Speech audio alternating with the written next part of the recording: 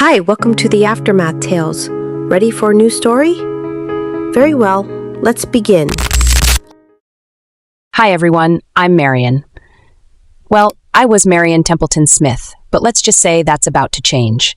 If you're here for a fairy tale romance, you might want to click away now. But if you want to hear about how I went from being a prisoner in my own marriage to taking back my life, stick around. This story gets wild. 2 years ago, I thought I had it all figured out. I was 22, fresh out of college, living in beautiful California near my parents, Sam and Betty Templeton. They're the kind of parents everyone wishes they had, always worrying about my health, always there when I needed them. Maybe a little overprotective, but after what happened, I'm grateful for that. Then I met Ashton Smith. God, he was charming. 25, gorgeous smile, said all the right things. He'd bring me flowers, open doors, tell me I was the most beautiful woman he'd ever seen. Classic Prince Charming stuff, you know? When he proposed after just 6 months, I said yes without hesitation. My parents, they had reservations. "Marian, honey," my dad said one evening, "don't you think you're rushing into this?" "Dad, when you know," I replied, showing off my engagement ring. "It's just, we barely know him, sweetheart," my mom chimed in.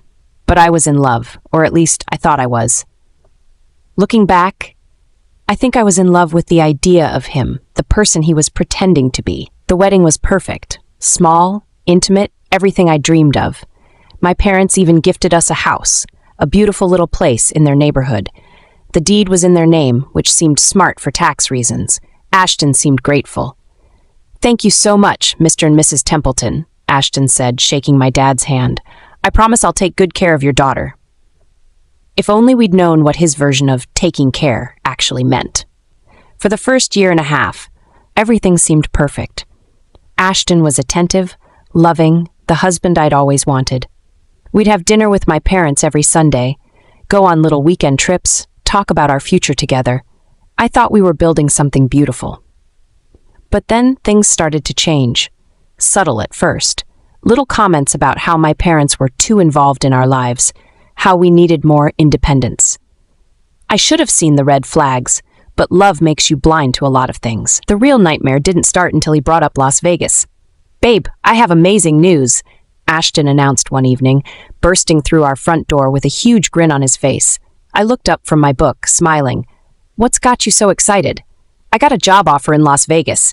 Amazing company, incredible salary, double what I'm making now. This could set us up for life, Marian," he said. My smile faded. "Las Vegas? But that's so far from my parents." "Come on, honey," Ashton said, sitting beside me and taking my hands. "This is our chance to start fresh, build our own life. We can't live in your parents' shadow forever." "Shadow? Ashton, they gave us this house. They're not controlling us," I said. "Aren't they?" His voice had an edge I'd never heard before. "Every decision we make, they have an opinion. Every Sunday dinner, every holiday, it's all about them. Don't you want us to have our own traditions?" I felt torn. Part of me could see his point, but leaving my parents felt wrong. My mom's been having health issues lately, and my dad's getting older. I don't want to be so far away if something happens. "Marian," Ashton sighed, "you can't live your life based on what-ifs. This job opportunity won't wait forever." We argued about it for weeks. Finally, I talked to my parents about it. "If this is what Ashton wants, and it's good for your future together, then you should go," my mom said, though I could see the sadness in her eyes. "Are you sure, Mom?" I asked. "Sweetheart, we want you to be happy." But my dad spoke up. He exchanged a look with my mom. "Can we talk to you privately for a minute?" The next day, while Ashton was at work, my parents picked me up. "Where are we going?" I asked as Dad drove us toward downtown. "The bank," Mom replied quietly. "Why?" I asked. "Just trust us, honey," she said. At the bank, they opened an account, with my name and theirs on it, but hidden from any joint accounts I had with Ashton. "Dad, what's this about?" I asked as the banker handed me the paperwork. My father's expression was serious. "Marian, we're going to sell the house after you move. All the proceeds will go into this account." "But why?" I started. "Just in case," Mom interrupted. "Just in case you ever need to leave." I was confused. "Leave? Leave what? Him?" Dad said bluntly. "Sweetheart, we like Ashton, but something feels off about this sudden move. The way he talks about us, the way he's been pressuring you. We want you to have options." You think he's going to, what? Abandon me in Las Vegas, I asked. We hope not, Mom said, reaching over to squeeze my hand. But if he does, or if things go wrong, you'll have money. Your money. Don't tell him about this account, Marian. Promise us. Mom, this feels like we're planning for my marriage to fail, I protested. Promise us, Dad insisted. I looked at both of them, saw the genuine worry in their eyes, and nodded. I promise. 2 weeks later, we were packing up our life in California. I hid the ATM card in a place I knew Ashton would never look, taped inside an old book of poetry he'd never touch. As I watched our house disappear in the rearview mirror, I had no idea I was saying goodbye to the last bit of freedom I'd have for a very long time. You excited, babe? Ashton asked, reaching over to squeeze my thigh as we drove toward our new life. Yeah? I lied, watching California fade behind us. Totally excited. If only I'd known what was waiting for me in Las Vegas. The house in Las Vegas was nice enough. A decent-sized place in what Ashton called a quiet neighborhood. I soon learned that quiet was code for isolated. Our nearest neighbor was a 20-minute walk away, and that was if you knew where you were going. The house sat on the outskirts of Henderson, surrounded by desert and not much else. Wow, it's really private, I said as we pulled into the driveway. That's the point, Ashton replied, but something in his tone made my stomach twist. The first red flag should have been the woman standing in the doorway. Ashton, my baby! Rebecca Smith, my mother-in-law, rushed toward our car. She looked exactly the same as she had at our wedding 2 years ago. Tall, sharp-faced, with that disapproving expression I remembered so well. Mom's here? I asked Ashton. You didn't tell me she was helping us move in. Oh, didn't I mention? She's staying with us for a while, just until she finds her own place, he said. Didn't mention? We'd been planning this move for months, and he somehow forgot to tell me his mother would be living with us? Marian, Rebecca said, looking me up and down like I was something unpleasant she'd stepped in. So you finally convinced my son to come home where he belongs. I forced a smile, remembering how she'd barely acknowledged me at our wedding and how every phone call home ended with her asking to speak only to Ashton. Hi, Rebecca. It's nice to see you again. We'll see how nice it really is, she replied coldly. That first week, I kept waiting for Ashton to tell his mother she needed to find her own place. Instead, she seemed to be settling in permanently. Ashton, I said privately, when is your mom moving out? She's having trouble finding a place she likes. Be patient, Marian. She's family, he said. I'm family, too. I'm your wife, I said. And you'll act like it, he snapped. That means being respectful to my mother. The changes started small. First, Ashton took my phone. Why do you need this, he asked, holding my iPhone. You don't have any friends here yet, and calling your parents every day is just making you homesick. Let's focus on building our new life. But what if there's an emergency? I asked. I'll be here. Mom will be here. You don't need it, he said. Then he took my car keys. Ashton, that's my car. I bought it with my own money, I said. And now it's our car and I need it for work. Mom can drive you places if you need to go somewhere, he said. I can drive myself, I started. Not anymore, Rebecca interjected from the kitchen. Ashton doesn't want you driving in a city you don't know. You could get lost or worse. I have GPS, I started, but Ashton cut me off. The decision's made, Marian. End of discussion, he said. Within 2 weeks, I was completely trapped. No phone, no car, no independence. Rebecca watched my every move, criticizing everything I did. You're folding the towels wrong, she'd say. This dinner is too salty, she'd complain. Why are you reading so much? Don't you have housework to do? She'd ask. The worst part was Ashton. The man I'd married had completely disappeared, replaced by someone cold and controlling. Marian, forget about your old life in California, he told me one evening as I stared out the window toward where I thought California might be. That's over now. This is your life. But my parents, I started, will be fine without you hovering over them. You're my wife now. Act like it, he said. When I tried to argue, when I pushed back even a little, Ashton would walk to the bedroom and return with a folded piece of paper. You see this? He'd say, waving it in my face. Divorce papers. Already filled out. Already signed by me. All I need is your signature, and you're out of here. Homeless. Penniless. Is that what you want? The first time he did this, I laughed. You can't be serious. Try me. You think you can survive out here with no money, no car, no job? You think your parents can afford to come rescue you? Face it, Marian, you need me. So stop being ungrateful and start appreciating what you have, he said. I stared at those papers, my signature line blank and waiting, and felt something die inside me. He was right. I had no money. At least none that he knew about. I had no car, no phone, no way to contact anyone. We were miles from the nearest store, surrounded by desert. I was trapped. Good girl, Ashton said when I didn't respond, folding the papers and putting them back in the bedroom dresser. I knew you'd see reason. That night, I lay in bed next to the man I'd once loved and planned my escape. Except every plan led to the same dead end. I had no resources, no way out. Or so I thought. The verbal abuse got worse every day. If I cooked dinner wrong, I was stupid. If I didn't clean something to Rebecca's standards, I was lazy and worthless. If I seemed sad or quiet, I was ungrateful and pathetic. You're lucky my son took pity on you, Rebecca would say. Most men wouldn't put up with such a useless wife. The isolation was crushing.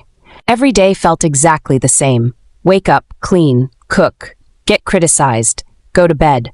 No friends, no family, no contact with the outside world. I started talking to myself just to hear a voice that wasn't telling me I was worthless. And then I found out about the women. Perfume that wasn't mine on his shirts. Phone calls he took in private. Late nights at work. I wasn't stupid, I knew what was happening. When I confronted him about it, he laughed. You really want to have this conversation, Marian? You, who can't even keep a house clean or cook a decent meal? You think you have the right to question me, he asked. I'm your wife, I started. You're whatever I say you are, and right now you're nothing, he said. I fell out of love that night. Actually, I think it happened gradually, but that was the moment I admitted it to myself. The man I'd married was gone, if he'd ever existed at all. In his place was a stranger who enjoyed my suffering. But I was stuck. Those divorce papers in the drawer might as well have been a death sentence. Where would I go? How would I survive? I had no idea that everything was about to change. 6 months into my Las Vegas nightmare, I was in the kitchen making Rebecca's morning coffee exactly the way she liked it. 2 sugars, splash of cream, stirred counterclockwise. Yes, she actually specified the direction.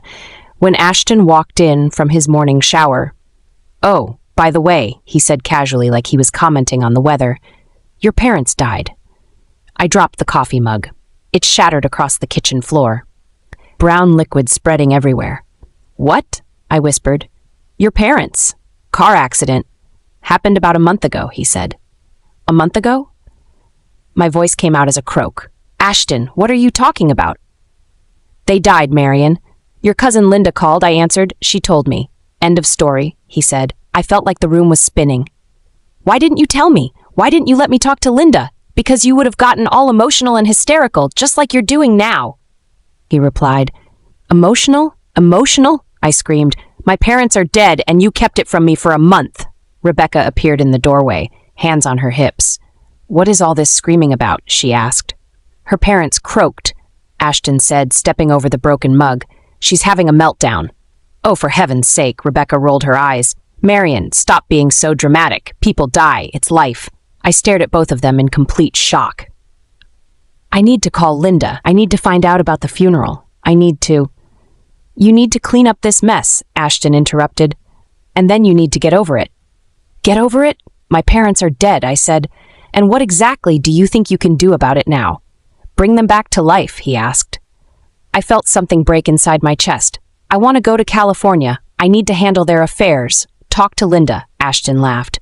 "With what money? In what car? Face reality, Marian. You're stuck here." "Then give me money. Let me use the car," I said. "My money? My car? To go visit a bunch of dead people?" he asked. "They're my family," I said. "I'm your family now, and I'm telling you to get over it and move on," he said. Rebecca nodded approvingly. Finally, some sense. The girl was way too attached to those people anyway. It was my idea to wait to tell her, she added smugly. No point in upsetting her when there was nothing she could do. I looked back and forth between them. These 2 people who were supposed to care about me, who were treating my parents' death like a minor inconvenience. Something cold and hard settled in my stomach. "I hate you," I whispered. "What did you say?" Ashton's voice was dangerous. I said I hate you. Both of you, I said. Ashton was across the room in 2 steps, his face inches from mine. You want to say that again? For a moment I was terrified, but then I realized something. I was already living in hell. What was the worst he could do? I hate you, I said. He grabbed my arm, his grip tight enough to bruise. You ungrateful little bitch. After everything I've done for you, this is how you talk to me? Everything you've done for me? You've isolated me, controlled me, and now you've kept my parents' death from me for a month. What exactly have you done for me? I asked. I married you, he yelled. I gave you a home, a life, a purpose. You gave me a prison, I said. That's when he hit me. Not hard enough to leave a visible mark, but hard enough to make my cheeks sting and my eyes water. There, Rebecca said approvingly. She needed that. I touched my cheek, staring at both of them. In that moment, I made a decision. I was done. I didn't know how, I didn't know when, but I was going to get out of this house, away from these people, and back to my life. Clean up this mess, Ashton said, straightening his shirt. As he left, Rebecca shook her head. Drama queen. Your parents were old anyway. It was their time. I knelt down and started picking up pieces of broken ceramic, each shard a reminder of how shattered my life had become. But for the first time in months, I felt something other than despair. I felt angry, and anger, I was about to learn, was exactly what I needed. 3 weeks after finding out about my parents' supposed death, I was going through the motions of my daily prison routine when the house phone rang. Rebecca was in the garden, tormenting the few plants that had survived her care, so I answered it. Smith residence, I said automatically. Is this Mrs. Marian Smith, wife of Ashton Smith? The voice was professional, urgent. Yes, this is Marian, I said. Ma'am, this is Henderson Hospital. We need you to come immediately. Your husband, Ashton Smith, has been brought to the emergency room, the voice said. My heart should have dropped. I should have felt panic, fear, concern for my husband. Instead, I felt nothing. What happened? I asked, my voice completely calm. He's had a heart attack at his workplace. He's stable, but you need to come right away, the voice said. I'll be there, I said, hanging up the phone. I walked outside to where Rebecca was violently pruning a rose bush. Rebecca, I called. That was the hospital. Your precious Ashton had a heart attack at work. The pruning shears fell from her hands. What? What did you say? She asked. Your son had a heart attack. We need to go to the hospital now, I said. Rebecca's face went completely white, then red, then white again. Oh my God, my baby. We have to go now, she said. She ran toward the house, screaming and wailing. This is all your fault, all your fault. You've been stressing him out with your constant complaining, she yelled. I followed her slowly, watching her panic with the detached interest of someone observing a nature documentary. Where are my keys? Rebecca shrieked, tearing through her purse.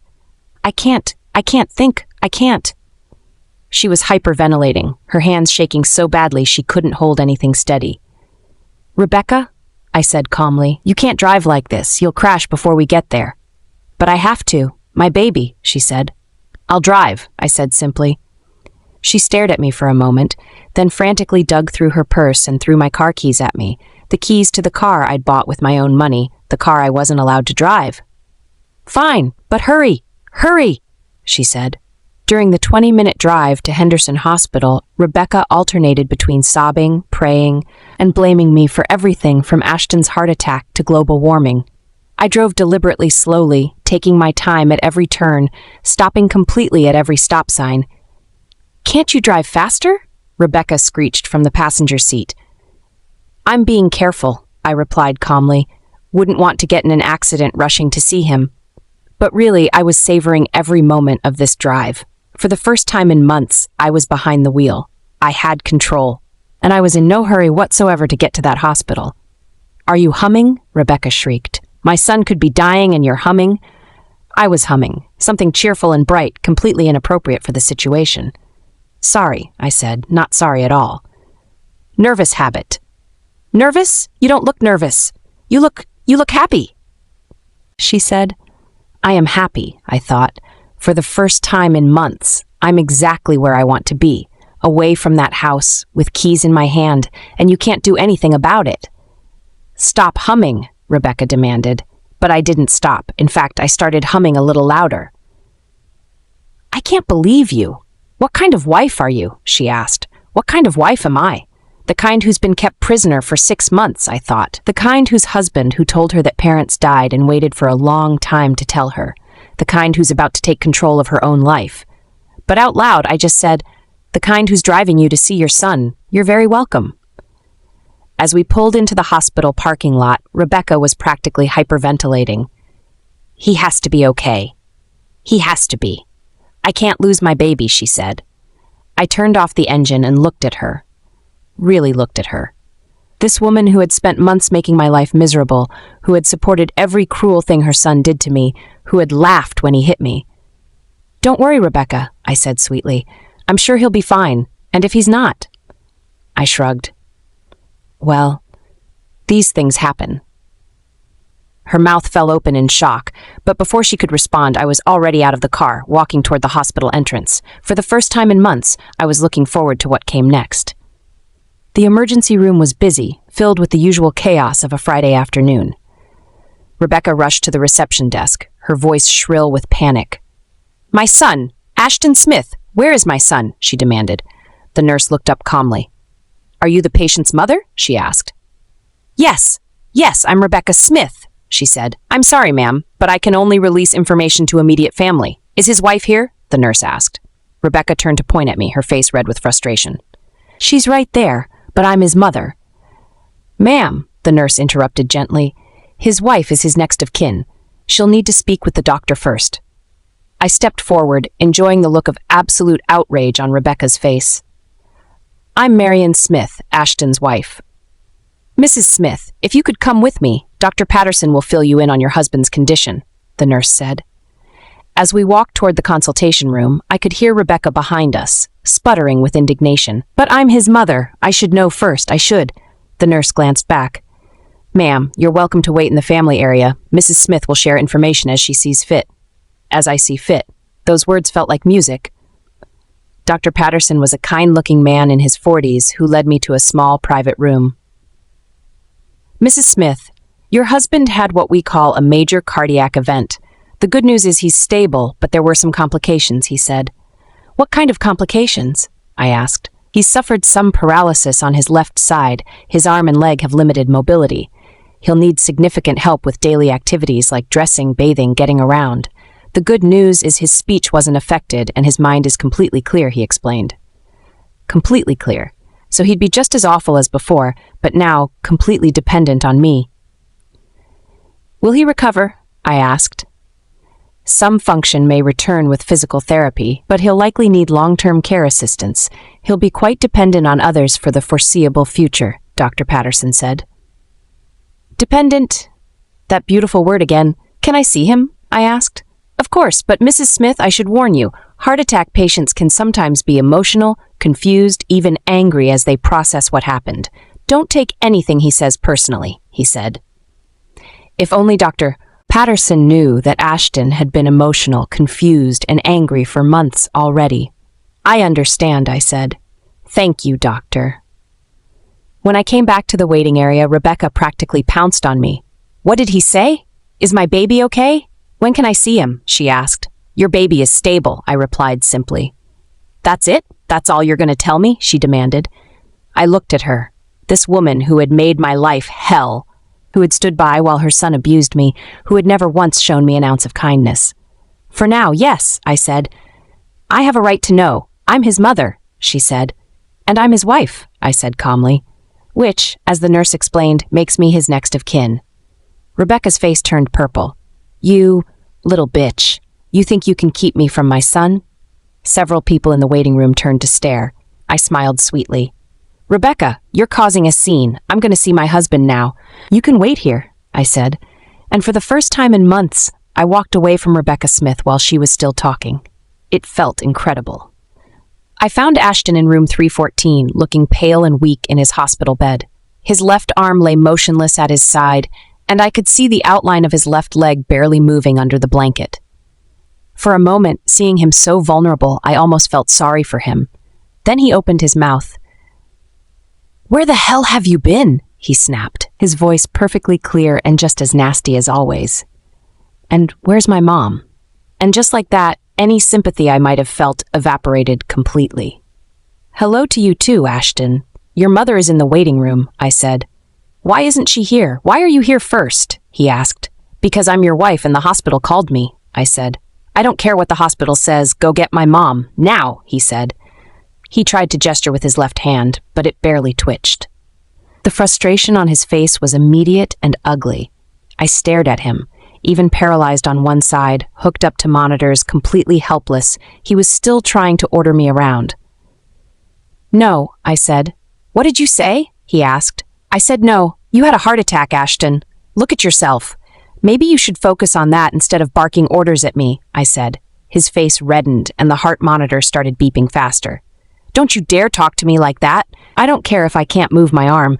I'm still your husband, and you'll do what I tell you, he said. I pulled a chair up next to his bed and sat down, studying his face. You know what's interesting, Ashton? Half your body doesn't work anymore. You can't drive, can't work, can't even dress yourself, and yet you're still trying to control me. I'm not trying to control you. I'm trying to teach you some respect, he started. Like the respect you showed me when you kept my parents' death from me for a month, I interrupted. Ashton's mouth snapped shut. For the first time in our entire marriage, he looked uncertain. That's different, he said finally. Is it? Because I think it shows exactly the kind of husband you really are. The kind who would keep a wife from grieving her own parents, I said. Your parents, he started.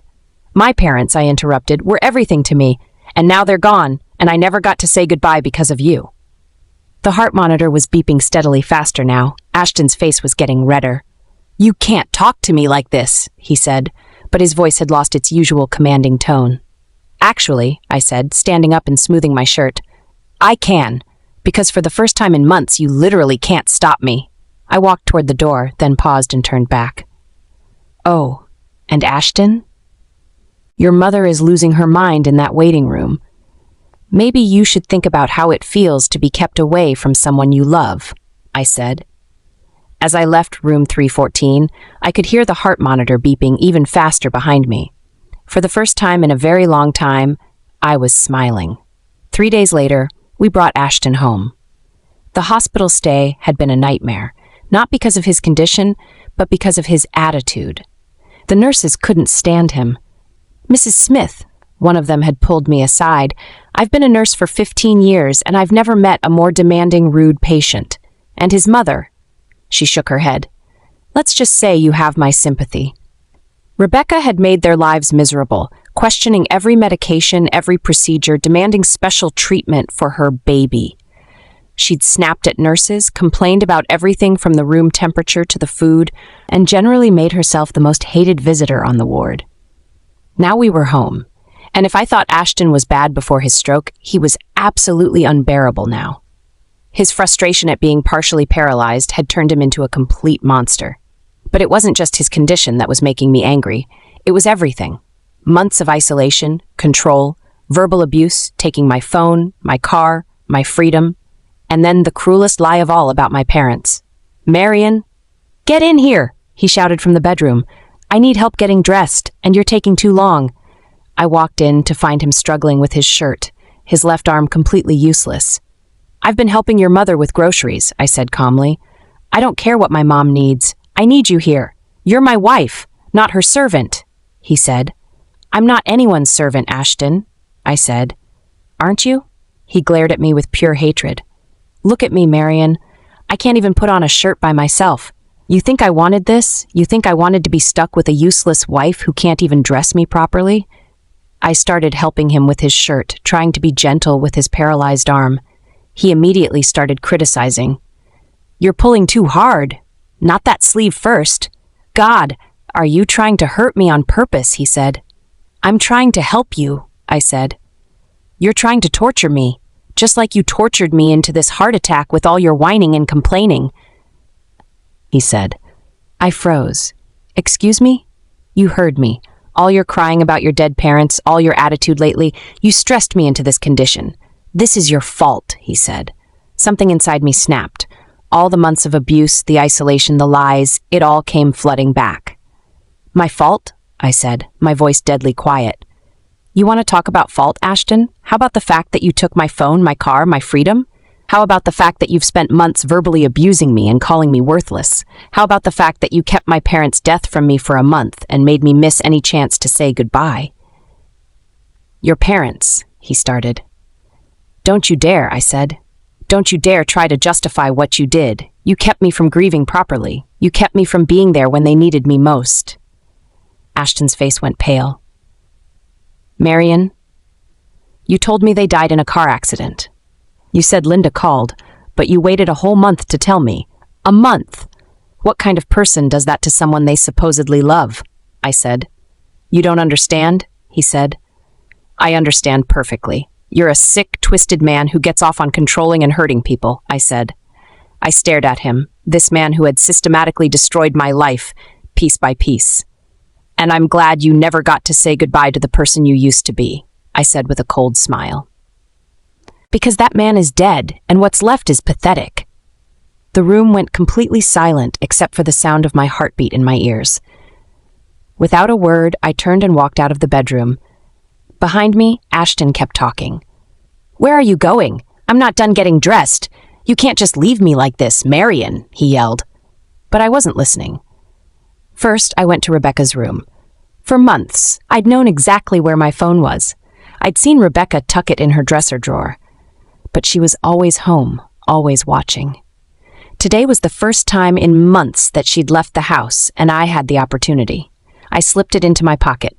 Rebecca was at the grocery store and would never notice it was missing. Then I went to the kitchen and grabbed a pen. Rebecca had gone to the grocery store and forgotten to take my car keys back. Perfect. I walked back into our bedroom, where Ashton was still struggling with his shirt, still talking, and went straight to our dresser. I opened the drawer and pulled out the folded papers. There they were. Divorce papers with his signature already on them, just waiting for mine. And another thing, you need to learn that just because I'm like this doesn't mean you can just ignore me when I'm talking to you. I'm still your husband, and you'll treat me with respect, he was saying. He stopped mid-sentence when he saw what was in my hands. Marian, he said slowly, his voice changing. What are you doing? I looked at him. This man who had just blamed me for his heart attack, who had spent months psychologically torturing me with lies about my dead parents. And I smiled. The biggest, brightest smile I'd ever smiled in my life. Then I signed my name on the divorce papers. Marian? No! Ashton tried to sit up, tried to reach for the papers with his good arm, but he couldn't move fast enough. You can't do this. You can't leave me like this. Watch me, I said, still smiling. I need you. I can't take care of myself. My mom can't handle this alone, he said. Should have thought of that before you kept my parents' death from me for a month and made me miss any chance to grieve properly, I said. His face went from angry to panicked. We didn't mean for you to get so upset about it. We just thought it would be easier if you didn't know right away, he said. Easier for who, Ashton? I asked. Marian, please, he started. No more lies, Ashton. No more control. No more abuse, I said. I folded the papers carefully and put them in my purse. I'm going out to file these. Don't wait up. Marian, you come back here right now, he yelled. But I was already walking out the front door, my car keys in my hand, feeling lighter than I had in months. I took my time at the courthouse. I filed the divorce papers, made sure everything was properly processed, and even stopped for coffee afterward. For the first time in almost a year, I was alone, in public, doing what I wanted to do. It felt incredible. I pulled out my phone that I'd taken back from Rebecca's dresser. My hands were shaking as I scrolled to Linda's number. I needed to apologize for not being there when my parents died. The guilt had been eating me alive. The phone rang twice before Linda picked up. Hello? She said. Linda? It's Marian, I said. Marian, oh my God, girl, where have you been? I've been trying to reach you for months, she said. Linda, I'm so sorry. I'm sorry I wasn't there when Mom and Dad died. I'm sorry I missed the funeral. Ashton told me about the car accident, but I couldn't get away, and I feel terrible that I wasn't there for you, for the family, I said. There was a long, confused silence. What? What are you talking about? What car accident? What funeral? Linda asked. My blood went cold. The car accident. When Mom and Dad died, a month ago? Marian, what are you talking about? Your parents aren't dead. I just left their house an hour ago. I dropped off some homemade cookies for your dad. They're both fine, she said. The world started spinning. Huh? You just saw them? Yes, Marian, what's wrong? You sound crazy. Your mom has been worried sick about you. She said you haven't called in months. What is going on? Linda asked. I started crying right there in the coffee shop parking lot. Linda, Ashton told me, he said you called and told him they died in a car accident. He said it happened a month ago. What? Linda's voice was furious. That's not true. That's not true at all. Marian, your parents are fine. They're at home right now, probably wondering why their daughter won't call them back. I need to call them, I whispered. Yes, you do. Marian, what the hell is going on out there? She asked. I'll explain later. I need to hear their voices, I said. I hung up and immediately dialed my parents' number with trembling fingers. It rang once, twice. Then I heard the most beautiful sound in the world. Hello? My father's voice, warm and alive and completely wonderfully real. I sobbed so hard I couldn't speak. Hello? Is anyone there? He asked. Dad? I managed to choke out. Marian? Marian! Betty! It's Marian! He said, and he put the call on speaker. Dad, you're alive! You're really alive, I said. Of course I'm alive, sweetheart. What are you talking about? We've been so worried about you. Why haven't you been returning our calls? He asked. Dad, I thought... Ashton told me you and Mom died in a car accident. He said Linda called and told him, I said. The silence on the other end was deafening. He told you what? My father's voice was deadly quiet. Marian. My mother's voice came on the line. Honey, we're fine. We're both fine. We've been calling and calling, but we could never reach you. He took my phone, Mom. He took my car keys. He isolated me completely and then told me you were both dead, I said. That son of a bitch, my father said, and I'd never heard him use language like that before. Marian, where are you? Are you safe? I just filed for divorce, Dad. I'm coming home, I said. Good, my mother said fiercely. You come home right now. I love you both so much, I cried. I'm so sorry I couldn't call. I'm so sorry. Don't you apologize for anything, Dad said. You come home to us. We'll figure out the rest later. When I finally returned home 2 hours later, I could hear the shouting before I even got out of the car. Why did you give her the keys? Ashton was yelling from the living room. I was panicking. Rebecca's voice was shrill. I couldn't think straight. You were having a heart attack. But why didn't you take them back from her? He asked. I forgot, okay? I forgot. I was worried about you and I wasn't thinking, she said.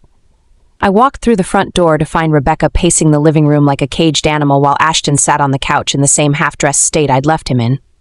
There she is. Rebecca whirled around to face me. Give me those papers right now. What papers? I asked innocently. Don't play games with me, you little witch. The divorce papers. Give them back, she demanded. Oh, those papers, I said, setting my purse down calmly. I'm afraid that's impossible. What do you mean impossible? Ashton's voice was tight with fear. I mean, I filed for divorce. The process has started and there's no going back, I said. The silence that followed was beautiful. Rebecca's face went through about 6 different colors before settling on purple. Ashton looked like someone had punched him in the stomach. You can't, Rebecca stammered. Actually, I can, and I did, I smiled at both of them. And you know what else I did? I called Linda, and then I called my parents. Both of their faces went completely white. That's right, I continued. I spoke with my very much alive parents, you know, the ones who aren't dead, the ones who have been worried sick about me for months because I haven't been returning their calls. Marian, Ashton started. Shut up, I said calmly. I'm talking now. For months, you two have psychologically tortured me with the cruelest lie imaginable. You made me grieve for parents who were alive and well. You did it to break me down, to make me think I had nowhere to go, to control me completely. Rebecca looked like she was about to be sick. You know what's interesting? I continued. When I told my father what you both did to me, he was furious. He said what you did was cruel and twisted, and that there might be legal consequences for psychologically torturing someone like that. You can't prove anything, Rebecca said weakly. Actually, I can. Linda will testify that my parents were never dead and that she never made any such call. My parents will confirm they never died and that you never received any call about their deaths. I have months of documented isolation and psychological abuse, I said. I looked directly at both of them. So here's how this is going to work.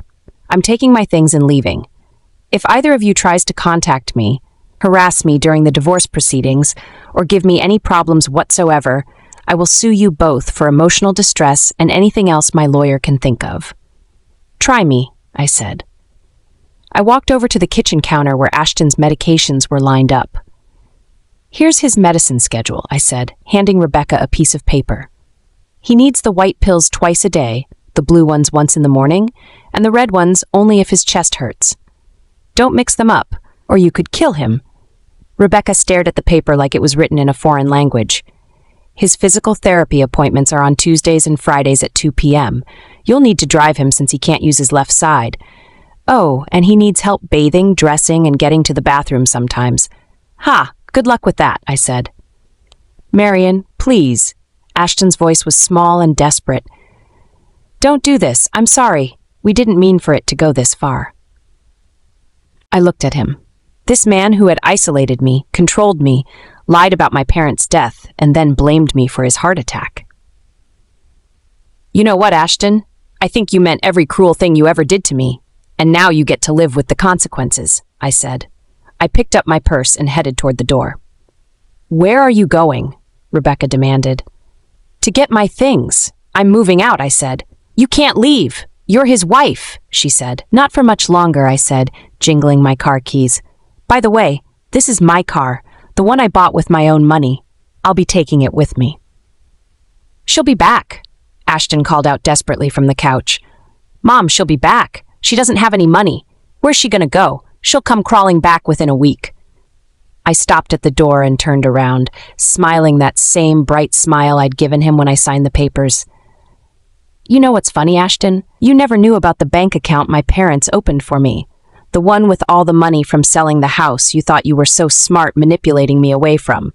Turns out, my parents knew exactly what kind of man you really were from the beginning. I should have listened to them, I said. The look of shock on both their faces was absolutely priceless. So no, I won't be back. Ever. But, hey, I gestured around the house. Enjoy taking care of each other. You deserve each other. And with that, I walked out of that house for the last time, leaving Rebecca Smith to figure out how to take care of her awful, lying son all by herself. As I drove away, I could hear them shouting at each other through the open windows. For the first time in almost a year, I was truly, completely free and happy. 6 months later, I'm writing this from my parents' kitchen in California, the same kitchen where I used to make coffee and dream about my future. It's been 6 months since I left Las Vegas, and I can honestly say it was the best decision I ever made. The divorce was finalized without any complications. Ashton tried to claim he deserved part of my bank account, but since it was in my parents' names and funded by the sale of their house, he had no legal claim to it. He got nothing. I heard through mutual acquaintances that Rebecca lasted exactly 2 weeks trying to take care of Ashton by herself before she had to hire a full-time nurse. Apparently, she calls the nurse agency every few days complaining about whoever they send because no one takes care of her baby like she does, she says. The nurses don't last long.